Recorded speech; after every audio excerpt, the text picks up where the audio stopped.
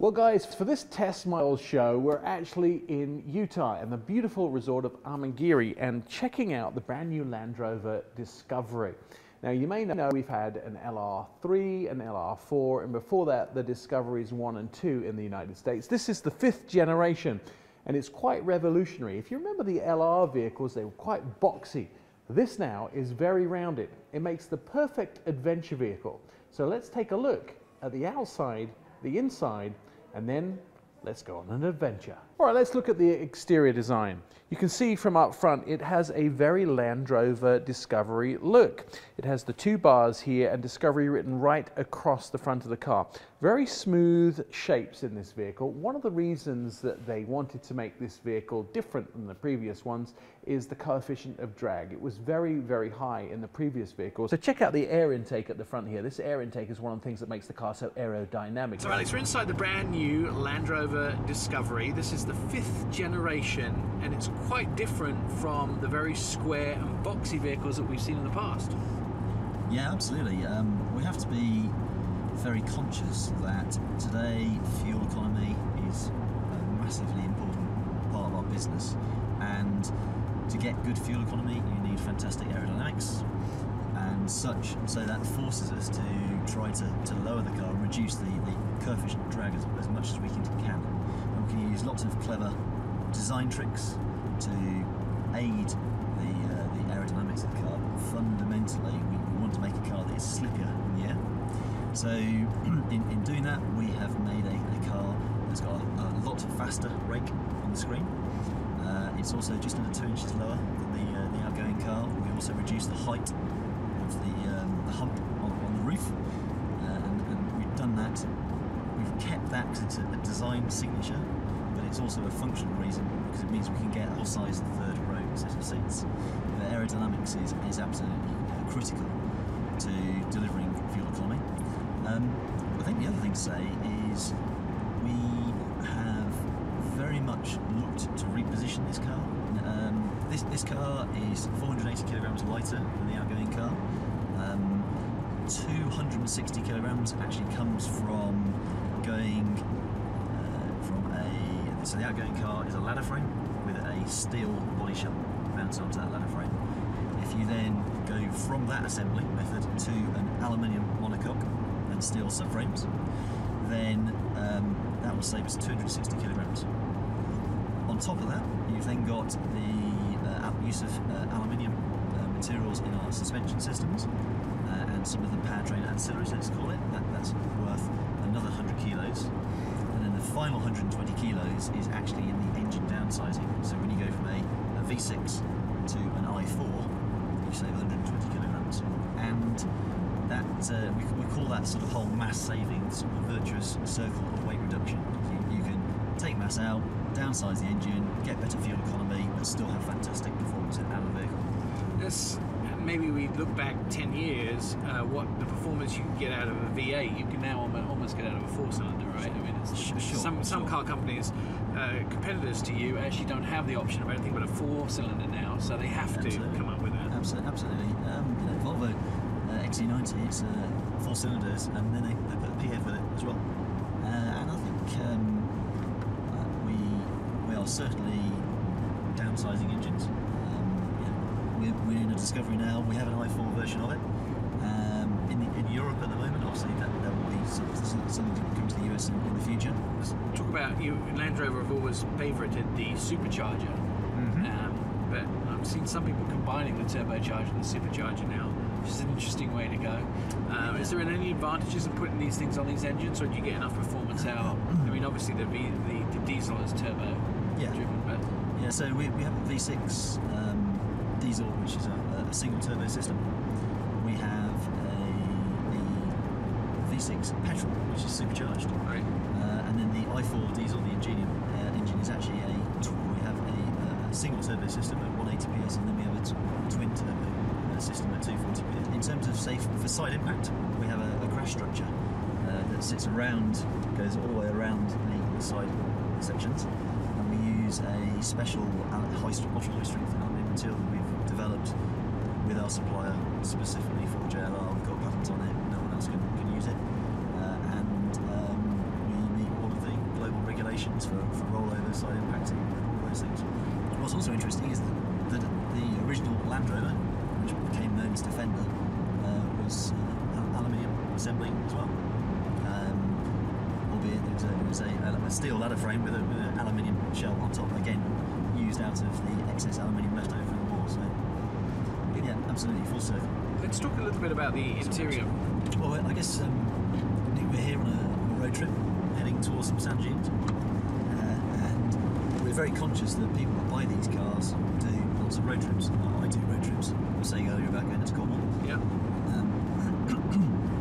And we have put a huge amount of effort into understanding how people use their cars every day, and because we're trying to appeal to people that are very active, usually want to move several people around, up to 7, or have families that they need to move around. We wanted to make a car that was suited to people with lots of phones, iPads, kids' games, whatever they might be.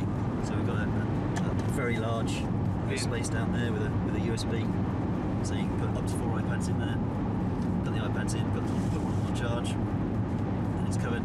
It's safe. It means that it's not on show, so hopefully people won't break into your car. Right. In that same cup holder, we put a phone holder. All right. And usually there's 2 people sitting here, so therefore 2 phone holders. 2 phone holders as well as 2 cup holders. Excellent.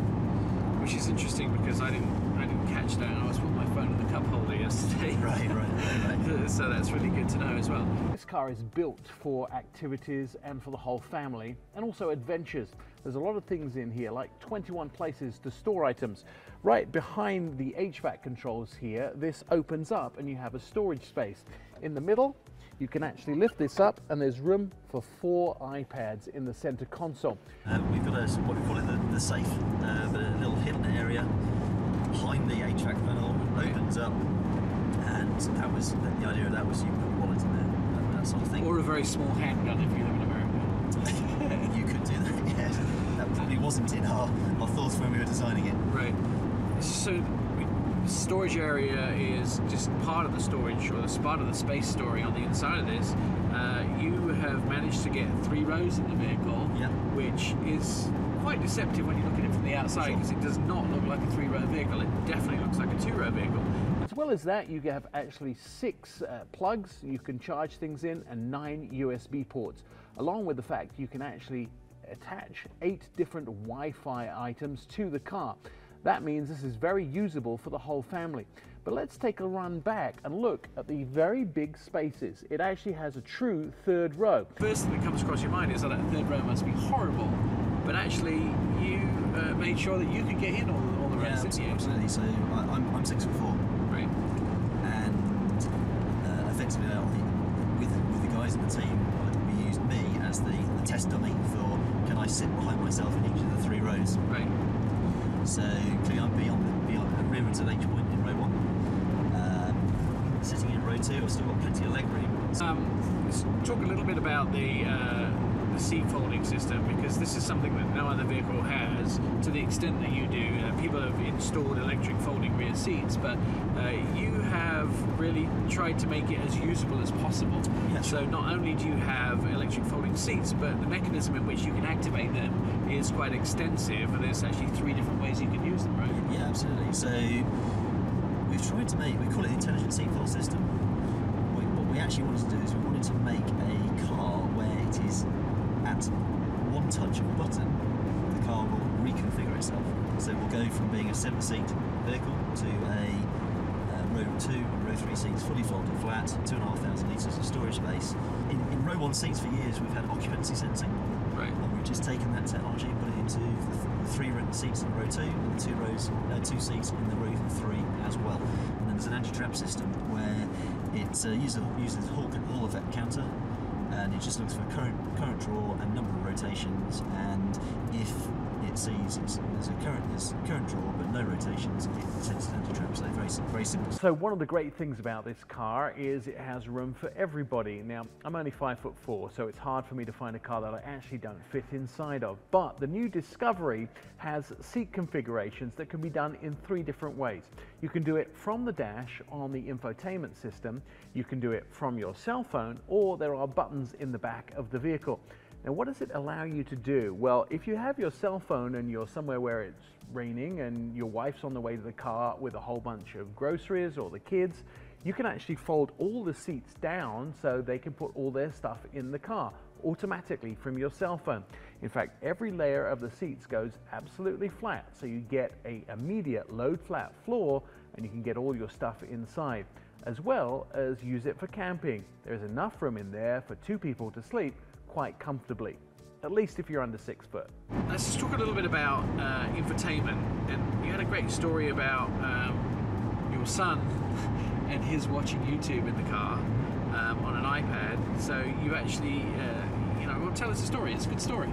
Yeah, so I go to Cornwall a lot, 230 miles from where we live down to Cornwall, and my son Oliver is now 8, but he 3 or 4 years ago, as we drove down, he would watch YouTube or Sky Go or something like that on the iPad, and he'd have the iPad on his lap, headphones on, and he'd be looking down all the time. Right. And I became very conscious that I thought that was really bad for his neck, and wanted to come up with something that was just meant he didn't have to do that. So talked to the guys in the seating team about we need to find some way of integrating a tablet holder, I won't say an iPad holder, but a tablet holder in the back of the row of seats. But then you also have a pretty robust infotainment and entertainment system in the back seats, right? Sure, you could pull up maps. So in fact, the other day, driving around in my Discovery at home, and Oliver and his cousin decided that they wanted to go to Australia. So they were looking at how to get to Australia on the maps on the back of the rear seat entertainment. Did they plan a route for you? Yeah. So really a nicely robust system in the back to make sure the whole family is taken care of, or those at least sitting behind the front seat driver and passenger. And it actually interesting because we haven't got rear seat entertainment screens in the 3rd row on the back of the row 2 seats. Right. However, we have got very, very good vision forwards from row 3. So you can easily see the screens from row 3 as well as row 2. So Alex, let's talk about heritage a little bit. Absolutely. So Discovery originally came out in 1989. In fact, I was fortunate enough with some of my key team members to go and meet the team that engineered and designed the original Discovery. A small team who developed this concept of a vehicle that sits between Defender and Range Rover, and effectively is something that is more versatile, family oriented. And we actually met up with the chief engineer, the program manager, and the design manager. Spent a couple of hours talking to them about their car and our car, and there were an awful lot of similarities. There were some really creative inventions, really, I guess, into how do people use cars. So in that vehicle they had the curry hook. In this vehicle we've brought back the curry hook. Right. In that vehicle it was also a 7-seat cup.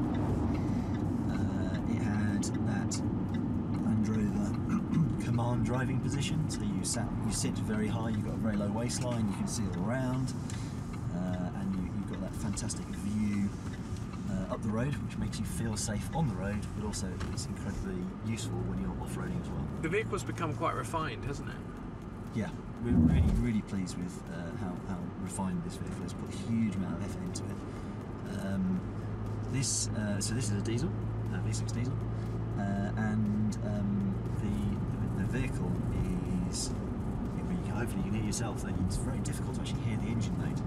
So in the sand mode, what's the difference between sand mode and automatic mode? So the car presumably does everything that sand needs it to do.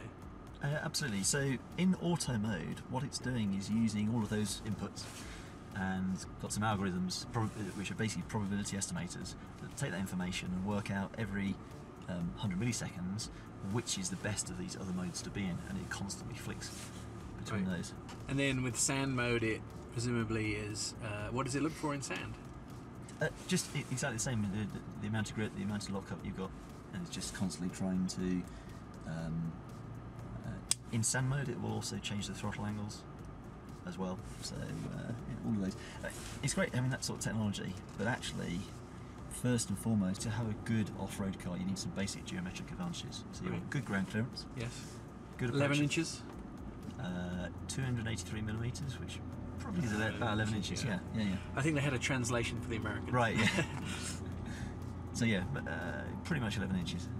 And so ground clearance, Yeah. approach angle, Yeah. departure angle, Yeah. wheel articulation.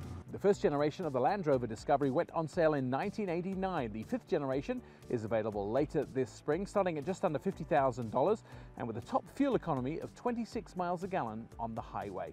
I'm Nick Miles.